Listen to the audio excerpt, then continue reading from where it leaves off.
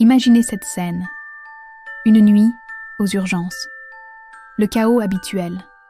Les bips des moniteurs, les pas pressés dans les couloirs, les visages fatigués. Et au milieu de tout ça, une femme âgée arrive, seule, le corps parcouru de tremblements. Elle semble perdue, fragile. Le médecin de garde, un homme d'une quarantaine d'années, s'approche pour l'examiner. Alors qu'il prend son pouls, son regard est attiré par un détail étrange à son poignet. Ce n'est pas un bijou, mais un vieux bracelet d'hôpital en plastique, jauni par le temps. Le nom est presque effacé, mais le médecin sent un frisson le parcourir. Il reconnaît l'identifiant. Il sait ce que c'est. C'est le bracelet d'un bébé prématuré, né dans ce même hôpital, il y a 40 ans. Un bébé qui n'avait que peu de chances de survivre, mais qui s'est battu.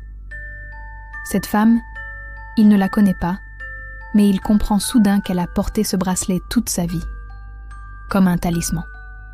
Un souvenir précieux de l'enfant qu'elle a mis au monde et qu'elle a cru perdu. Le médecin continue son travail, prodiguant les meilleurs soins à cet inconnu. Il est professionnel, calme, rassurant.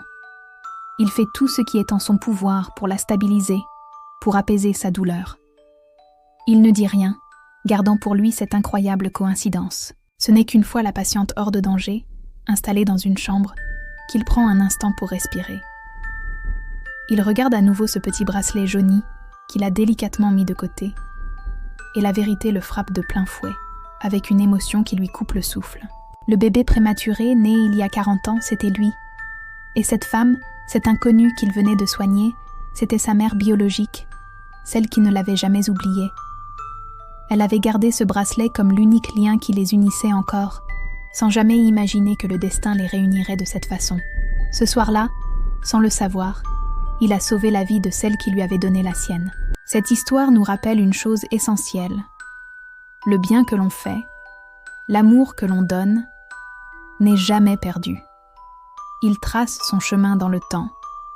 Et parfois, des décennies plus tard, il nous revient de la manière la plus inattendue qui soit. La vie a une façon mystérieuse de boucler la boucle. Merci d'avoir écouté jusqu'au bout. Si cette histoire vous a touché, n'hésitez pas à laisser un pouce bleu et à vous abonner pour ne pas manquer les prochaines. Prenez soin de vous.